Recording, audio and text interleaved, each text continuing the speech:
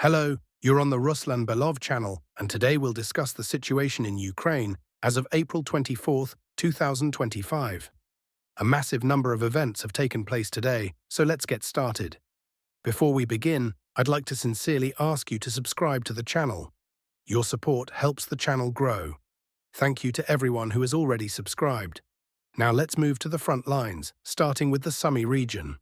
Today, pro-Russian sources have published these images, where we can see yet another base and concentration of Ukrainian armed forces units somewhere near the state border. The footage shows a large base and a significant buildup of Ukrainian forces. After identifying this location, the Russian Federation launched a massive missile strike.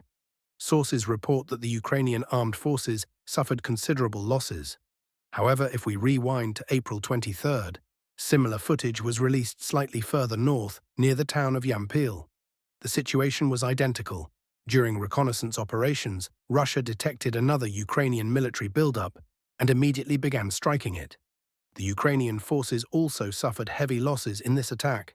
So, to summarize the events of the past 2 days, alongside missile strikes targeting energy infrastructure and military sites, massive strikes have been carried out all along the border in the Sumy region. This could indicate either possible provocations by the Ukrainian armed forces ahead of May 9th, which are almost certain to happen, or preparations by the Russian Federation for another offensive, or heightened activity during the May holidays. A very interesting video was published today from the border between Chernihiv Oblast, Ukraine, and Bryansk Oblast, Russia. The footage comes from the village of Buda Vorobinska, where we can see that the entire settlement has been virtually destroyed, completely engulfed in flames. What makes this footage notable is that this section of the front has seen almost no combat since 2022. Certainly nothing that could lead to such extensive destruction. We'll be monitoring this location closely.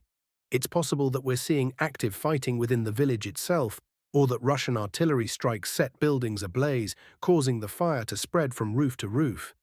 Anything could be happening here, so this area deserves close attention. Something may be starting here. Next, we move to the Kharkiv direction. As we've already discussed, massive missile and drone strikes targeted the city of Kharkiv throughout last night. Over the past 24 hours, numerous videos have been released, including objective control footage, confirming both the explosions and the destruction. But this isn't the first day Russia has carried out such large-scale strikes. We saw similar footage yesterday, geranium drones hitting Ukrainian military factories in the city. In fact, we've been seeing these geranium strikes almost daily.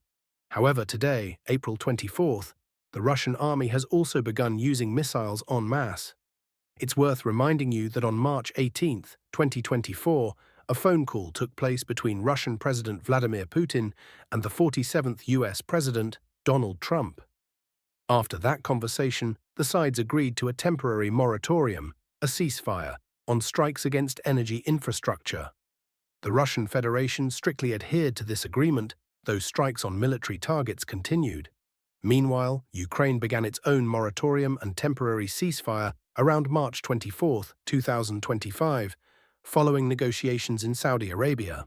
Today, Russia may have resumed strikes not only due to the breakdown of talks in London, but also because Ukraine's moratorium on attacking energy infrastructure has expired. These events may all be interconnected. Next, we move to the Kupiansk sector, where the Russian army continues its offensive. As for the Kupiansk direction itself, the situation here has become somewhat static. There's been no significant movement for quite some time. It's unclear whether this is because Ukrainian forces have stabilized the front line or because Russia is regrouping for a possible further offensive. But if we talk about the southern Kupiansk direction, we're seeing a large number of geolocations here, and overall, the volume of these markers suggests that the Russian army has launched a decisive assault toward the settlements of Zarekne, Torske, and Lyman. Most of the reported advances are coming from this axis. Let's start with Lyman. In this area, a concentration of Ukrainian armed forces units was detected, prompting immediate and massive Russian strikes. Essentially, operational reserves, which Ukraine could have deployed to stabilize the situation in places like Rydkodub, Zarekne, or Torske, were destroyed. In the near future, we can likely expect an intensification of combat operations by the Russian army. It appears that in the coming hours, or perhaps days, Russia may launch a decisive offensive aimed at breaking through UAF defenses in the Lyman sector, potentially even threatening to capture the town itself in 2025, marking the start of a third battle for Lyman.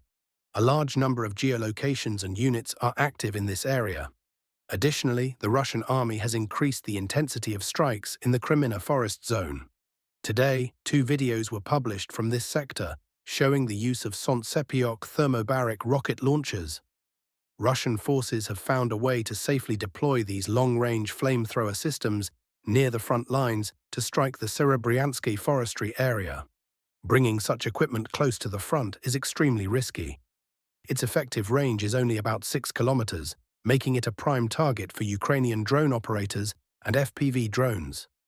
However, throughout March and April, we've repeatedly seen footage of these systems in action, suggesting that Ukraine currently lacks effective countermeasures. Sontsepiok strikes are exceptionally destructive. After each attack, it's hard to imagine anything surviving in the targeted area. Next, we move to the Torske-Kostiantynivka sector and the Kleban-Byk direction. Over the past few days, new footage and map markers have appeared daily, confirming continued Russian advances. April 24th was no exception. Today we've seen numerous geolocations, but few map adjustments. Neutral and pro-Ukrainian cartographers have essentially confirmed the information reported yesterday and the day before. To recap, high-intensity fighting has been ongoing in Sucha Balka, and the Russian Ministry of Defense, MOD, has announced the full clearing of the settlement. Similarly, the MOD recently reported the complete capture of Tarasivka, and today, pro-Ukrainian and neutral map makers are finally updating their maps to reflect these Russian gains. No major adjustments have been made beyond this. However, new footage has begun emerging from the area near the Kleban-Byk reservoir and the settlement of Oleksandropil. These clips show Russian artillery striking UAF mortar and artillery positions. This sector rarely produces combat footage, but as Russian forces advance toward key supply routes, particularly the H20 highway and the smaller 0524 road linking Kleban-Byk, Kostiantynivka and Oleksandropil, we're seeing artillery fire increasingly focused on logistical arteries. Movement here is constant. Now let's turn to the Novopavlivka direction. Today, the Russian MOD announced that units of the Center Group have fully secured Bodanivka. Based on this report, we've updated our maps accordingly. Some independent mapmakers previously claimed that during the Easter truce, Ukrainian forces counterattacked and pushed Russian troops out of Bodanivka. But as of April 24th, reports indicate that a Russian counterattack has now completely cleared the settlement. Objective control footage confirming this may emerge in the next day or two. Meanwhile, pro-Russian sources report that over the past 24 hours, Russian forces have made repeated attempts to storm Kotlyarivka, the last settlement before the border with Dnipropetrovsk Oblast. This has sparked speculation about a possible symbolic advance before May 9th. Historically, Russia has sought to achieve some notable victory ahead of Victory Day, and some analysts suggest that crossing the administrative border between Dnipropetrovsk and Donetsk regions could be framed as a media-friendly triumph. On the other side, Zelenskyy and Ukraine have also traditionally attempted to strike a blow before May holidays. The next 2 weeks are likely to be extremely tense, with both sides vying for a high-profile victory. Finally, we move to the settlement of Bodanivka. Pro-Russian sources today published footage of Russian aircraft dropping surrender leaflets over the area. Such propaganda drops typically precede a major assault. We've seen this before in Vuhledar, Bakhmut, and other key battles.